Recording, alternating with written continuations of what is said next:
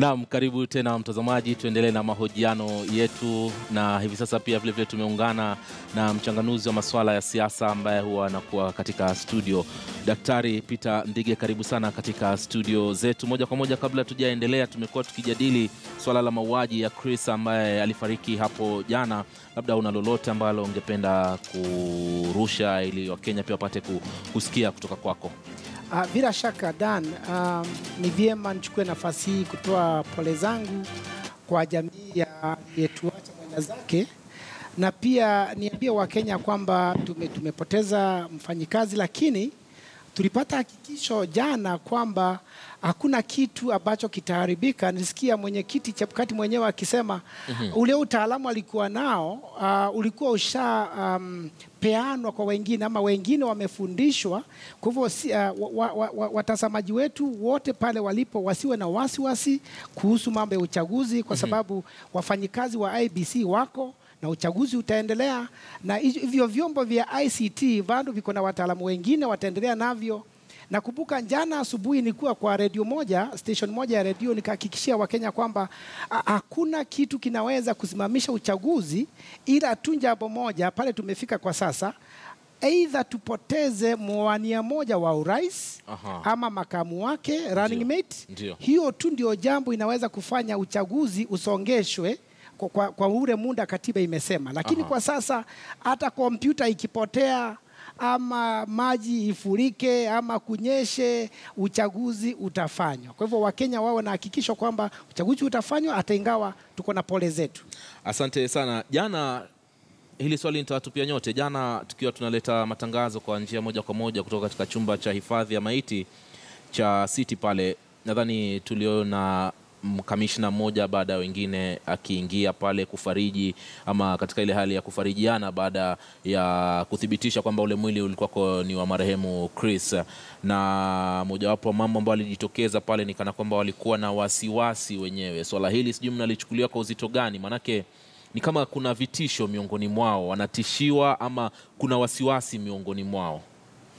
Bila shaka kuna wasiwasi miongoni mwa wafanyikazi wa IEBC, na ndiposa tulisikia mwenyekiti Chebukati akiomba kwamba kutoka sasa kila mfanyikazi wa IEBC apewe ulinzi na serikali, ili kwamba wapate hakikisho ile psychological assurance kwamba maisha yao yako wima, yamelindwa na serikali tukufu ya Kenya. Na pia kuna wasiwasi miongoni wa wenye kupiga kura, kwa sababu kifo kimekuja in a wrong time, kimekuja muda ambao si mzuri, kwa sababu sasa kuna hisia tofauti tofauti. Aliuawa na nani? Aliuawa kwa nini? Mbona kwa sasa? Kwa sababu hakukufa kifo cha kawaida, hakukufa kupitia kwa ajali barabarani, hakukufa sababu ya typhoid ama cholera. Ni mauaji ya kiunyama yale, na we are condemning them. Mimi mwenyewe natoa hisia zangu kali sana kukemea kitendo kile ambacho ni kibaya sana, kimekuja muda ambao sio mzuri hata kidogo. Lakini pia tukisema hivyo, sisi kama nchi tujue Kenya is a going concern. Going concern kumaanisha ni ndala ama ni watu ambao lazima tuendelee na maisha yetu, huku ingawa tunapeana pole zetu nyingi kwa ile familia na IEBC kwa jumla, lakini timing is questionable. Naam, wakili, unajua kwanza sifikiria kwamba criminal anaweza kuingia mara moja na kuua mtu, na vile vile serikali ishindwe kukatch up na huyo mtu. Naona number 2, sioni kwa nini hata eti wafanyakazi wa IEBC kufikia jana hawakuwa na ulinzi. Walikuwa hawana ulinzi kusema kweli. Picha zilikuwa tunazoziona pale. Na huyu jamaa ni mtu mkubwa, manager ya ICT, ni controller quote and quote wa maneno ya elections kwa njia ya kidijitali. Kwa hivyo sigejaelewa kwa nini actually hakukuwa na ulinzi wa kutosha. Kwa hivyo hii porojo ingine mingi, amekufa hivi, ama maisha yetu itakuwa vile, ama tutaendelea, ama tutakuwaje, ni kwa nini tunaweza kubali kama nchi mtu kama huyu kubaki exposed kwa hii period yote mpaka akakufa? Family itakuwa na hilo swali na haitajibiwa, wananchi watakuwa na hili swali na hawatajibiwa. Kwa hivyo hili ni swali ambalo bado halitaweza kujibiwa hata mkijaribu namna gani, kwa sababu sasa amekufa. George, kidogo labda manzo, nipate kidogo manzo swali litajibiwa. Swali litajibiwa kwa sababu si kana kwamba serikali haifanyi jambo. Tumeona FBI, tumeona vile vitengo vya uchunguzi vimepewa nafasi. Juzi nimeona Inspector General akisema ameweka wafanyikazi wake wale ondari kabisa kwa mlengo wa kwanza. Kwa hivyo ni vyema sisi kama wananchi tuketi tukitarajia kwamba serikali itajibu swali. Sasa kama swali halitajibiwa, ndio tutaenda hapo pengine sasa kuuliza mbona swali halijajibiwa. Bwana Ndhiga, hivyo tu ndio serikali ingefanya. Hivyo sasa imefanya kuchukua wale watu hodari sasa, kufanya uchunguzi, za mapema, kulinda. Hivyo tu ndio ingefanya, alafu wananchi wangetosheleka tu. George, kuna jamaa mmoja alikuwa tawasiliana naye jana baada ya matukio kumetokea hivi na hivi na vile. Mmoja akanitupia tu kwenye mtandao kuniambia kwamba unajua, kuna wakati nilienda katika mkahawa mmoja maarufu hapa jijini Nairobi ulioko karibu sana na afisi za tume, na alishangaa sana kumwona afisa mkuu mtendaji ambaye anazungumzia Ezra Chiloba alikuwa yuko peke yake tu pale anakunywa chai yake bila mlinzi yoyote. Hili swala mnalichukulia kwa uzito gani, kwamba hawa jamaa sasa ulinzi wao lazima uimarishwe? Unajua, kitu cha kwanza ni kuuliza kwa hivi kama kuna vitisho kwa wafanyikazi wa IEBC, hivi ni vitisho vinavyotokea kwa kazi yao wanayoifanya. Ndio. Na kwa hivyo hivi ni vitisho vya kisiasa. Wale ambao wanaweza kuwa wanawatisha ni watu wana lengo la kisiasa ya kusema kwamba wafanye kutisha ndio pengine wapate advantage katika hii kura. Kitu cha kuuliza ni hiki, ni nani ambaye ana ushawishi mkubwa kisiasa ambaye anaweza kuwa chanzo cha vitisho. Hii nchi na serikali, ukiwa unatisha wananchi, na tumeona wakubwa wa serikali wakisema kuna uhalifu wote utakubalika nini na nini. Ukiwa unaanza kutisha wafanyikazi wa IEBC, na huyu aliyeuawa kwanza alikuwa amesema ametishwa na hata mpaka hadi ya kwenda kuripoti kwa polisi. Kwa hivyo sio kitu ambacho kimekuja kwa ghafla, ni kitu ambacho kimekuja kikiwa na kulikuwa na warning ya kwamba mambo yanaweza kuharibika. Ni nani ambaye ana ushawishi wa kisiasa ambaye anaweza kutisha mfanyikazi mkubwa wa serikali na asichukuliwe hatua?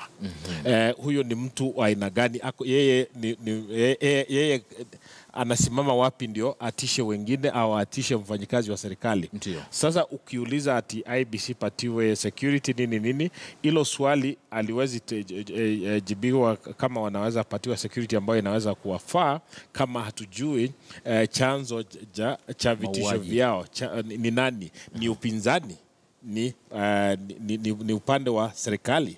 Sasa kama vitisho vinatoka kwa upande wa serikali na wao ndio wanashika serikali, sasa hawezi kama wao ndio wanashurutisha Jubilee, yani wanashurutisha IEBC, tuseme watu wa Jubilee, na wao ndio wakubwa wa serikali.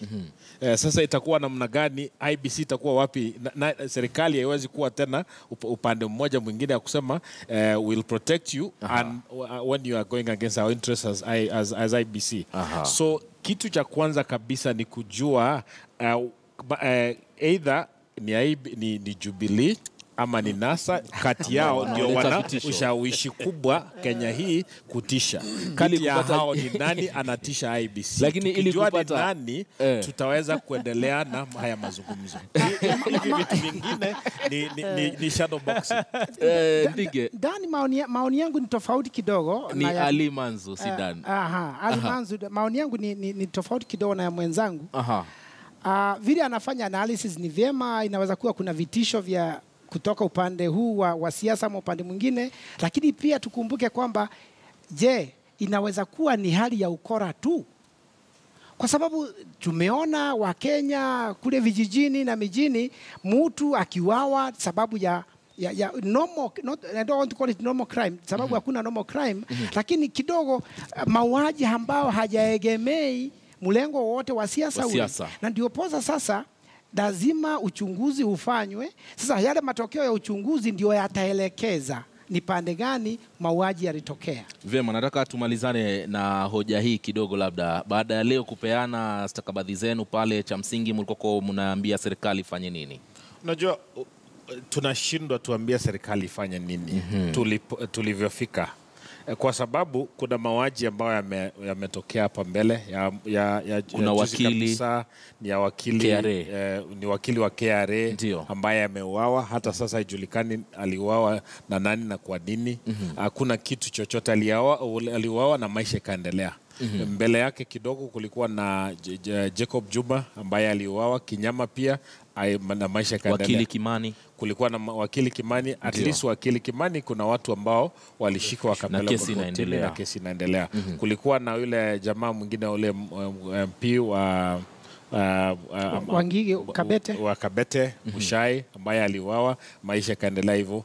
Sasa na wiki jana tu pia kulikuwa na kaburi la halaiki lilipatikana sehemu ya Mandera pale, na watu walikuwa wamechinjwa. Kuna watu wamechinjwa kama Mandera na maisha inaendelea. Sasa hiyo haitupeleki mahali tunasema kuna watu ambao watashughulikia hili jambo. Kwa hivyo tutaongea tu hapa kwa hii studio, kila mtu afanye conclusion yake. Hatuna serikali ambayo inasema vile mlikuwa yale yalipotokea tumechunguza na hakika ndio hii. Hakuna kitu itaendelea kutoka hapa. Tutaenda hivi mpaka tena pengine mtu mwingine auawe. Hakuna kitu sasa tuambie serikali ichunguze, imechunguza nini hapo mbeleni ndio tuseme uchunguza kama ile nyingine. There is no precedent. Manzu, sasa serikali tunasemaga ni mnyama auoni kichwa yake na kuona mkia. It is broad. Kuna section ya watu ambayo wanafanya kwa serikali hawawezi kufurahia kamwe, hata wakijua ya kwamba wakubwa wao wanaidhinisha mambo fulani machafu. Kuna watu wengi sana wa experience kama hii na hawataki kamwe kusikia eti serikali inaua watu.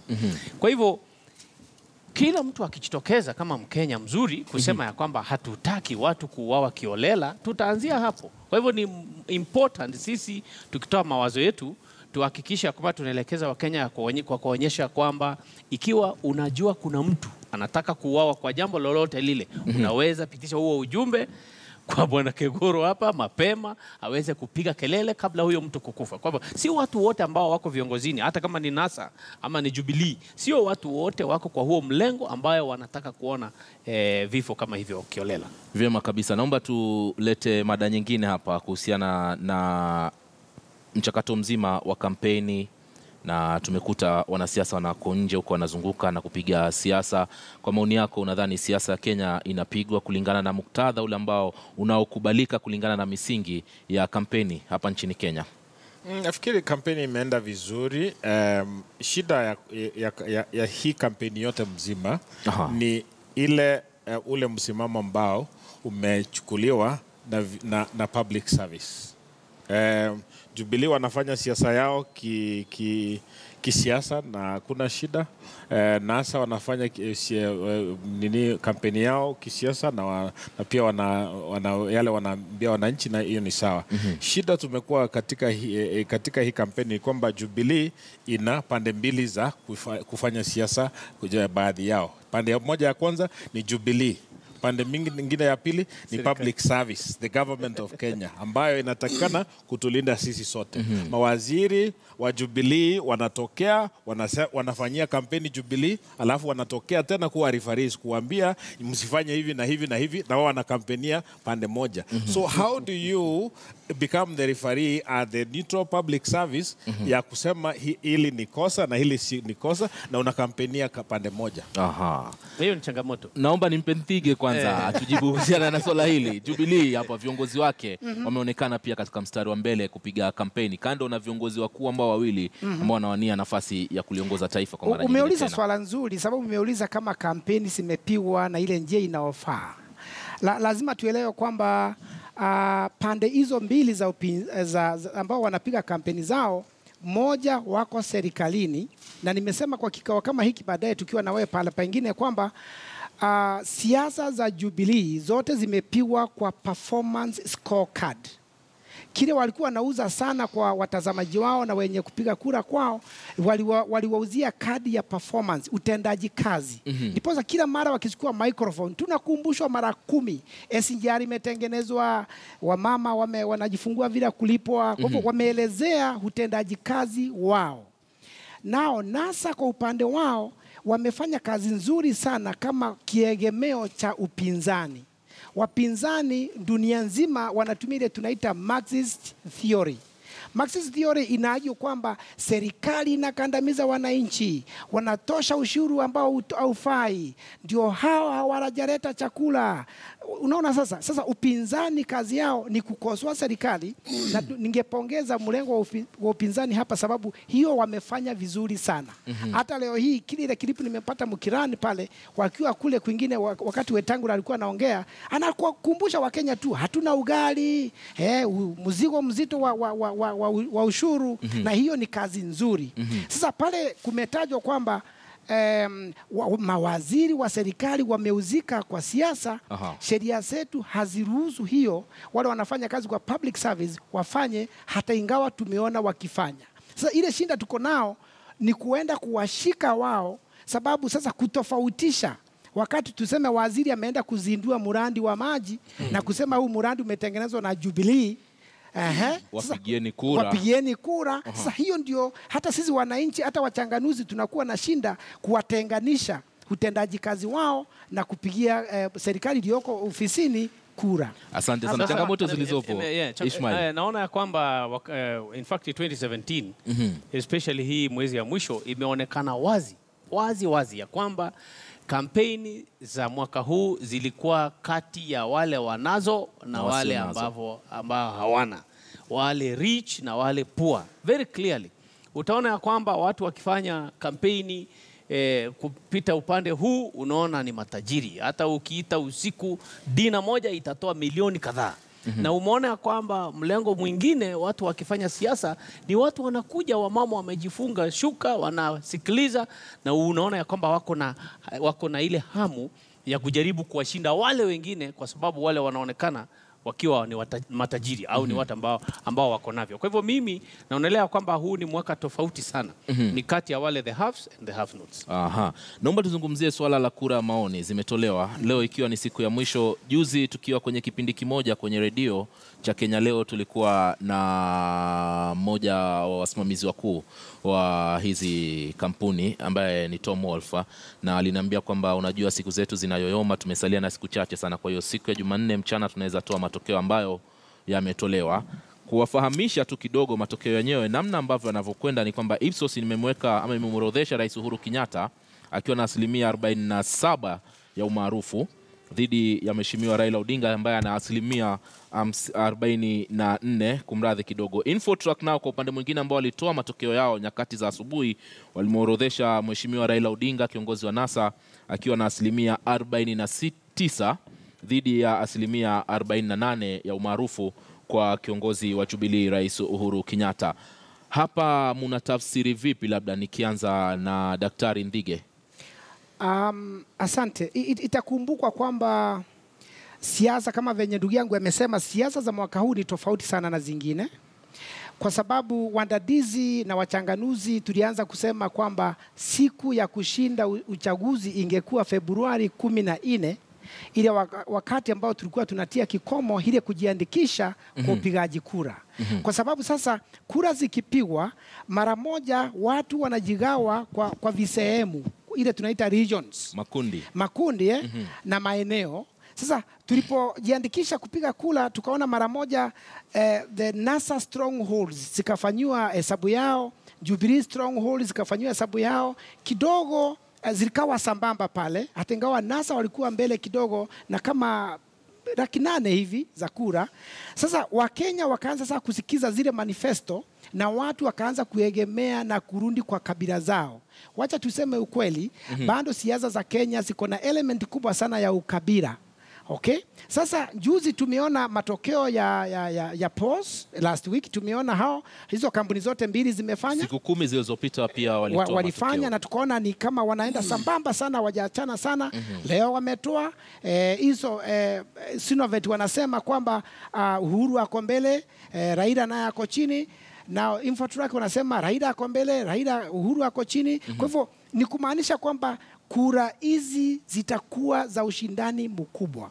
Kile kitaleta tofauti ni vile watu watajitokeza tarehe 8 kupiga kura. Otherwise, kama kundi lolote lile halitaweza kuambia wapiga kuja watokee kwa bidii kwa wingi, tunaweza kuenda mara moja kwa raundi ya pili.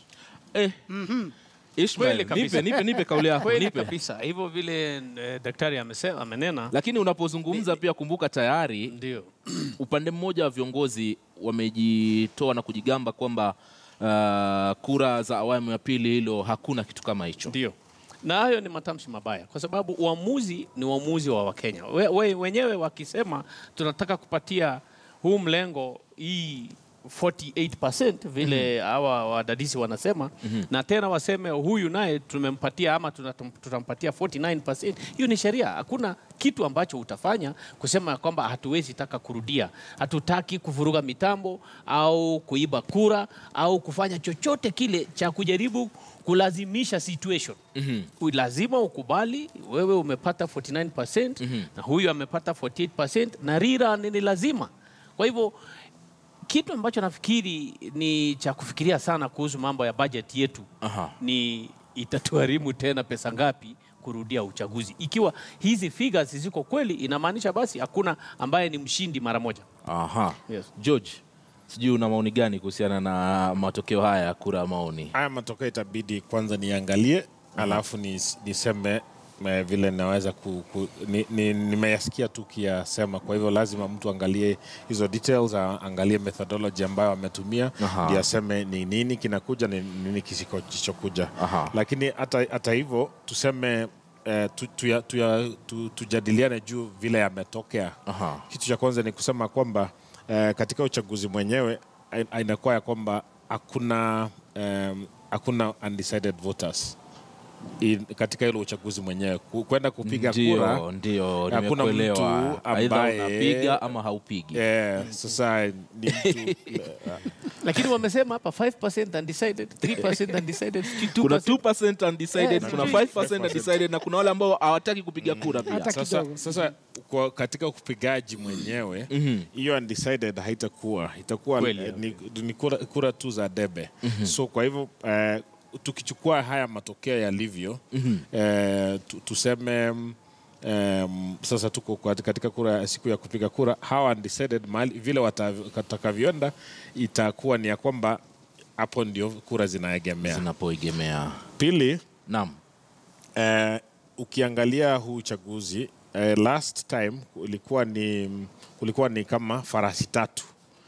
Kulikuwa na hata chaguzi mbili zilizopita, 2007, 2013. 2007 ilikuwa ni Raila, Uhuru Kenyatta na Musalia Mudavadi.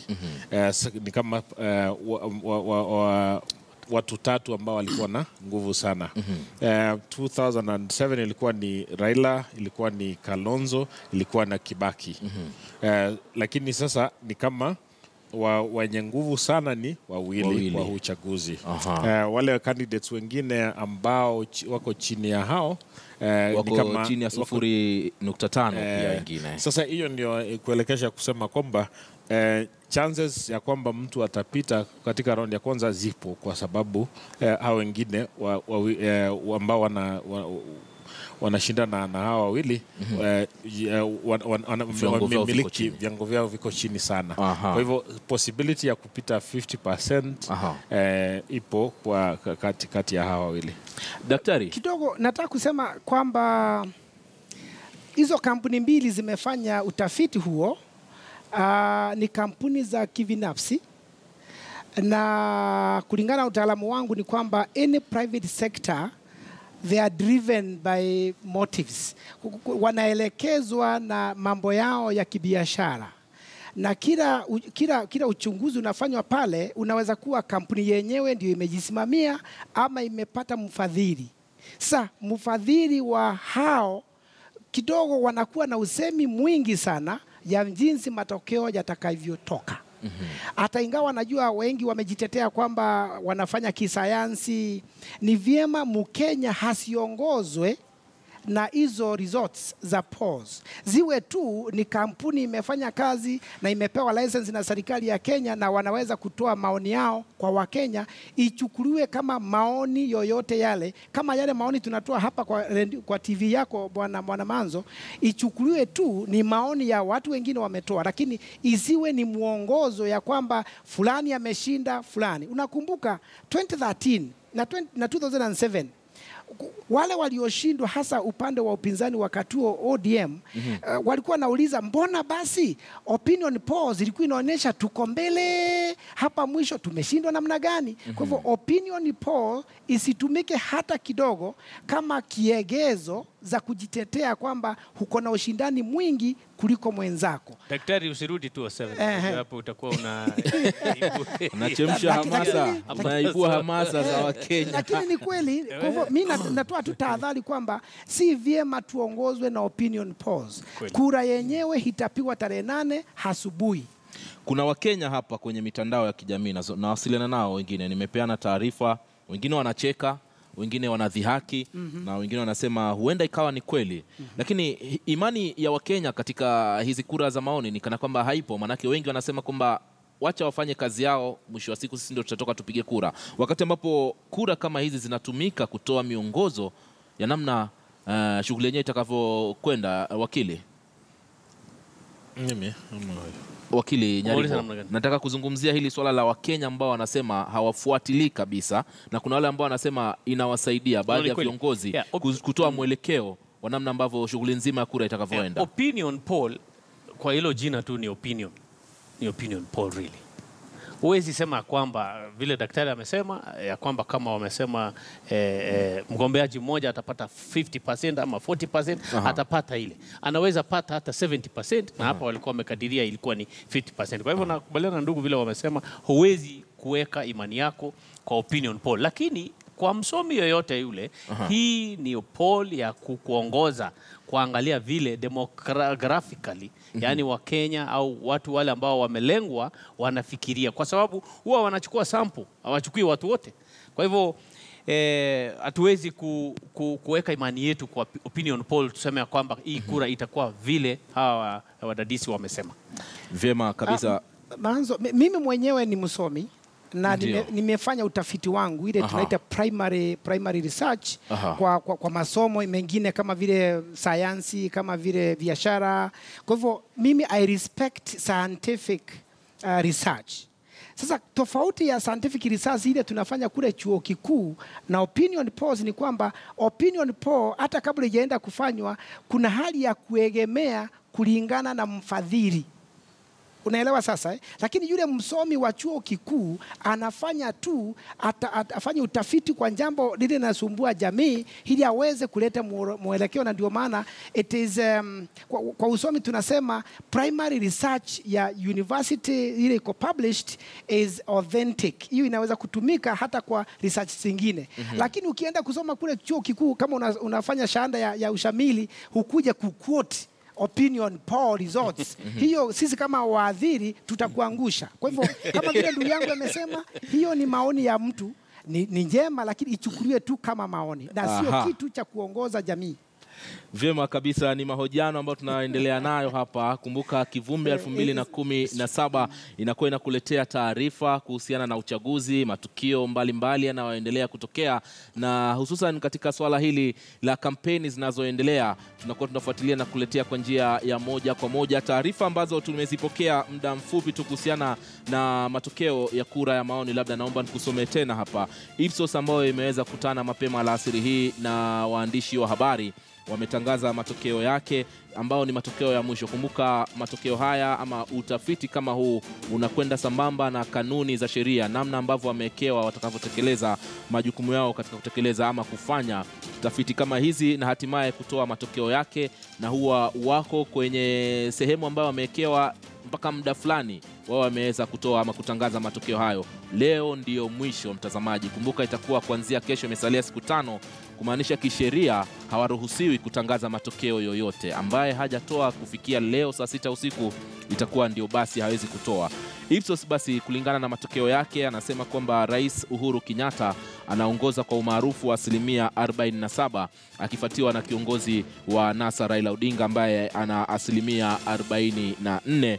Alafu pia vile nyakati za adhuhuri kidogo kuingia alasiri, Infotrack pia walituita ili kutoa matangazo yao pia kuhusiana na matokeo ya kura ya umaarufu hapa, na Rais Uhuru Kenyatta alikuwa na 48%, akiwa ameshindwa na kiongozi katika muungano wa NASA Raila Odinga ambaye alikuwa na 49%. Haya ni matokeo ambayo tumeyapokea mapema hii leo, na tutazidi kuyachanganua zaidi tukiwa na wageni wetu katika vipindi vijavyo, lakini kufikia sasa hivi kidogo nitapumua, alafu tutamsikiza mwelekezi wangu atatuelekeza tunaelekea upande gani. Bado tunakuletea taarifa hizi katika kwa njia ambayo inakuwa ni ya moja kwa moja. Kumbuka ni wakati wa uchaguzi, na Kivumbi 2017 inakuwa inakuletea taarifa kwa njia ya moja kwa moja kuhusiana na kile ambacho kinachoendelea katika masala ya siasa. Vile na taarifa zaidi kutokamana na matukio ambayo tunaendelea kuyapokea. Naitwa Ali Manzu, tutarudi kwenye muda usiokuwa mrefu.